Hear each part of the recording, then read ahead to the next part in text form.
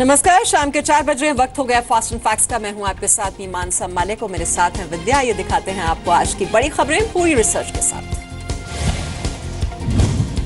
देश में सूखे की हालत पर आज प्रधानमंत्री ने 3 राज्यों के मुख्यमंत्रियों की बैठक बुलाई। प्रधानमंत्री ने सबसे पहले यूपी के मुख्यमंत्री अखिलेश यादव से मुलाकात की। अखिलेश ने राज्य में सूखे से निपटने के लिए केंद्र से 10,000 करोड़ रुपए से ज्यादा के पैकेज की मांग की। अखिलेश के बाद पीएम महाराष्ट्र के सीएम देवेंद्र फडणवीस से मिले। फडणवीस ने सूखे से निपटने के लिए 28,000 करोड़ के पैकेज की मांग केंद्र से की।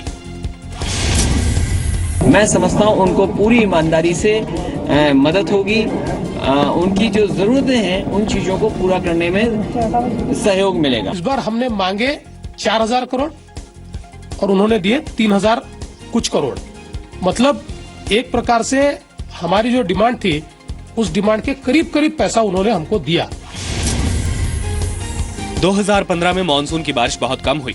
देश के आधे इलाके में सामान्य से 20% कम बारिश हुई। देश के 10 राज्य सूखे से प्रभावित हैं। 276 जिलों को सूखा प्रभावित घोषित किया गया है। यूपी के 75 में से 50 जिलों को सूखा प्रभावित घोषित किया गया है। महाराष्ट्र के 36 में से 21 जिले सूखा प्रभावित हैं। कर्नाटक के 30 में से 27 जिले सूखा प्रभावित हैं।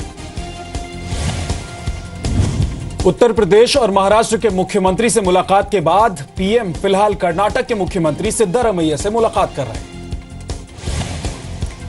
यूपी के ललितपुर में एक किसान ने दम तोड़ दिया। परिवार ने भूख की वजह से मौत का दावा किया। प्रशासन ने बीमारी की वजह से मौत की आशंका जताई है। ललितपुर के गुगरवारा गांव के रहने वाले सुखलाल अहिरवार बिना बताए घर से निकले थे। परिवार के मुताबिक सुखलाल ने 2 दिन से कुछ नहीं खाया था। सुखलाल का शव ललितपुर के एक चौराहे पर लावारिस हालत में मिला। उनकी जेब में सूखी रोटी के कुछ टुकड़े और शव के पास पानी की खाली बोतल मिली, लेकिन स्थानीय प्रशासन ने भूख को मौत की वजह मानने से इनकार किया। राज्य सरकार ने जांच का भरोसा दिया है। खर्चा था कुछ बैंक का, साहूकारी का, वो खाने में कुछ अनाज नहीं था। प्रथम दृष्टया ये नहीं लगता कि उसकी भूख से मौत हुई है, बल्कि वो एक विक्षिप्त सा व्यक्ति लगता है। पोस्टमार्टम रिपोर्ट में जो तथ्य सामने आएंगे उसके आधार पर कार्रवाई की जाएगी। सर जरूर जांच करूंगा कि आखिरकार क्या कारण है जिससे उनकी मृत्यु हुई है। साहूकारों से लिए 60,000 रुपए का कर्ज नहीं चुका पाने की वजह से सुखलाल ने 2 दिन पहले घर छोड़ दिया था। सुखलाल के परिवार में बूढ़ी मां, पत्नी, 3 बेटियां, 2 बेटे और एक बहू है। सभी को पालने की जिम्मेदारी 40 साल के सुखलाल पर थी। सुखलाल के पास 4 एकड़ जमीन थी, लेकिन पिछले 4 साल से सूखे की वजह से परिवार दाने दाने को मोहताज हो गया। 3 मई को यूपी के बांदा में भी नथु प्रसाद नाम के शख्स की भूख के कारण मौत हो गई थी। उत्तराखंड में कांग्रेस के बागी विधायकों की याचिका पर हाईकोर्ट 9 मई को फैसला सुनाएगा। विधानसभा की सदस्यता से अयोग्य ठहराए जाने के स्पीकर के फैसले के खिलाफ 9 बागी विधायकों की याचिका पर सुनवाई पूरी हो गई है। उत्तराखंड हाईकोर्ट 9 मई को सुबह 10 बजे करीब फैसला सुनाएगा। जज साहब ने कहा है कि सोमवार को 10:15 बजे वो अपना निर्णय सुनाएंगे। 10 मई को उत्तराखंड विधानसभा में हरीश रावत को बहुमत साबित करना है। विधायकों की अयोग्यता पर हाईकोर्ट के फैसले पर हरीश रावत का दारोमदार टिका है। अगर हाईकोर्ट स्पीकर के फैसले को सही बताता है तो रावत के लिए बहुमत हासिल करना आसान होगा। अगर हाईकोर्ट स्पीकर के फैसले को रद्द कर देता है तो रावत की मुश्किल बढ़ जाएगी। उत्तराखंड में एक मनोनीत समेत कुल विधायकों की संख्या 71 है। बहुमत के लिए 36 का आंकड़ा चाहिए। 9 विधायकों को अयोग्य करार दिए जाने पर विधानसभा की संख्या 62 हो जाएगी। ऐसे में बहुमत के लिए 32 विधायकों के समर्थन की जरूरत होगी। 9 विधायकों की बगावत के बाद कांग्रेस के पास 27 विधायक है।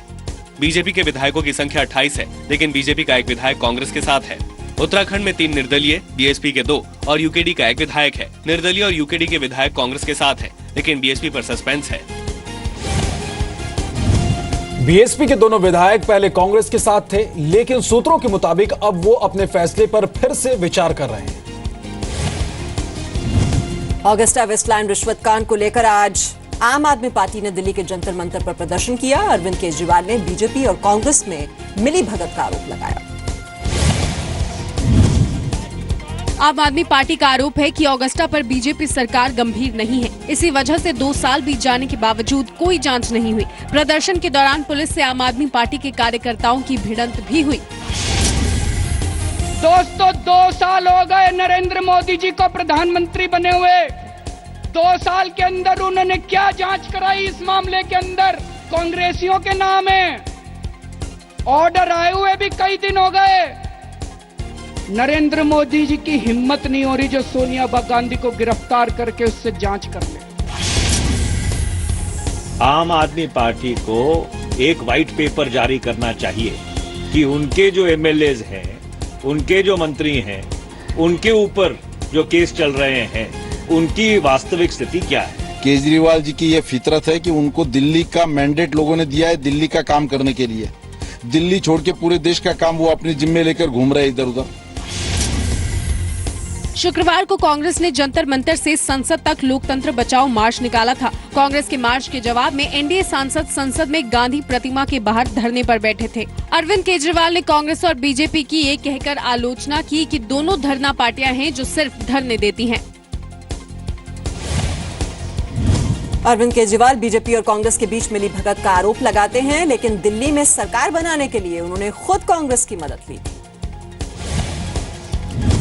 जम्मू कश्मीर के पुलवामा में सुरक्षा बलों ने 3 आतंकियों को मुठभेड़ में मार गिराया।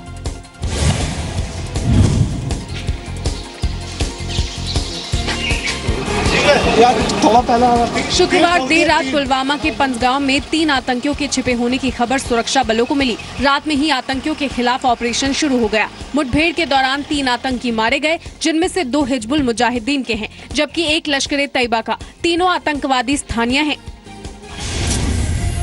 हमने पहले मिलिटेंट्स को ऑप्शन दिया कि सरेंडर करने के लिए, लेकिन उन्होंने हमारे जवानों के ऊपर फायर कर दिया। जवाबी फायर में हमारे जवानों ने तीनों मिलिटेंट को मार गिराया। कुपवाड़ा के अवंतीपुरा में शहीद जवान रमेश यादव को आज श्रद्धांजलि दी गई।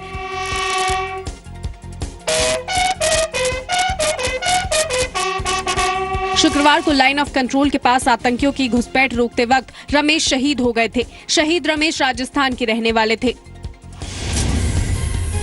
जम्मू कश्मीर में इस साल 1 मई तक 36 आतंकी मुठभेड़ के दौरान मार गिराए गए हैं। आतंकियों से मुठभेड़ में सुरक्षा बलों के 7 जवान शहीद हुए हैं। मुठभेड़ के दौरान 2 आम नागरिकों की भी मौत हुई है। मुठभेड़ में 3 आतंकियों की मौत के बाद पुलवामा में लोगों ने प्रदर्शन किया। स्थानीय लोगों ने सुरक्षा बलों पर पत्थर फेंके। यूपी के बुलंदशहर में दंगों से निपटने के लिए आयोजित मॉक ड्रिल के दौरान यूपी पुलिस के बड़े बड़े अधिकारी बंदूक चलाने में फेल हो गए। यूपी पुलिस की हथियार चलाने की ट्रेनिंग मजाक बनकर रह गई। बुलंदशहर के SSP Piyush Srivastava mock drill के दौरान टीयर गन लोड करने में नाकाम रहे। शिकारपुर के सीओ साहब का हाल भी कुछ ऐसा ही रहा। काफी कोशिशों के बाद भी बंदूक से आंसू गैस का गोला नहीं निकला। मॉक ड्रिल में पहुंचे कोतवालों के भी बंदूक लोड करने में पसीने छूट गए। पुलिस लाइन में तैनात इंस्पेक्टर की मदद से बंदूक लोड हो पाई।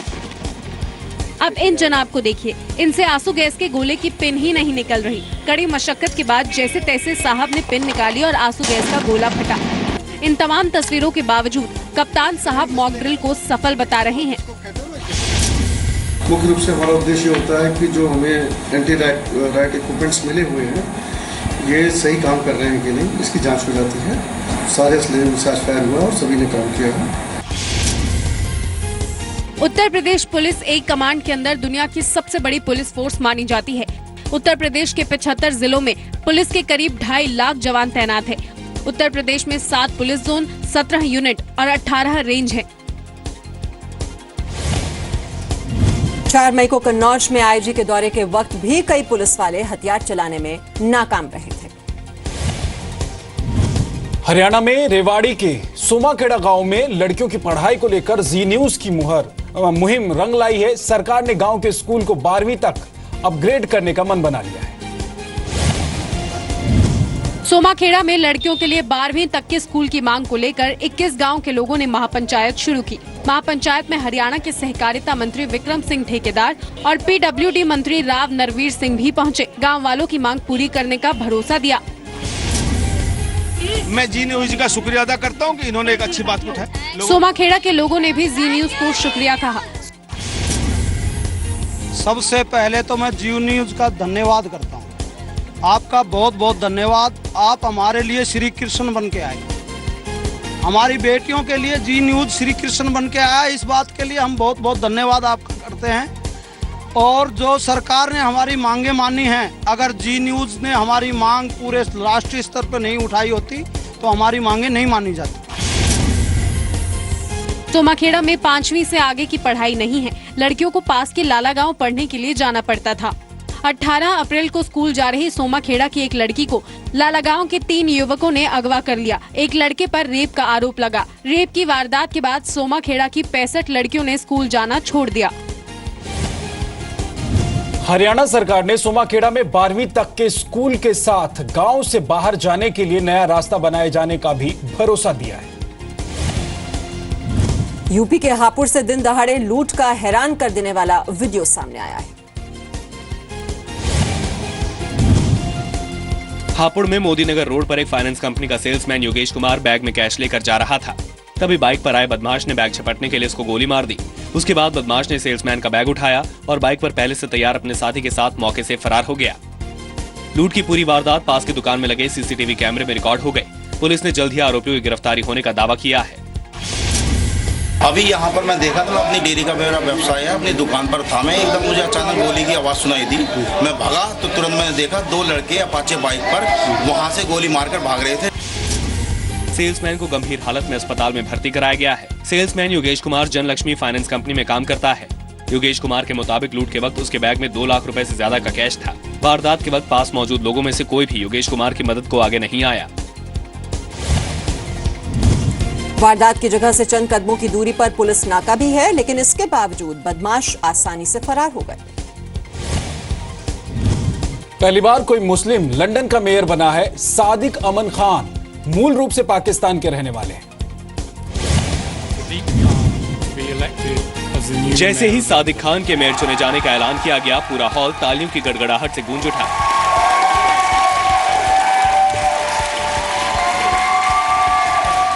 लेबर पार्टी के सादिक खान ने मेयर चुनाव में कंजर्वेटिव पार्टी के जैक गोल्डस्मिथ को करीब 2.5 लाख वोटों से हराया। Thank you, London.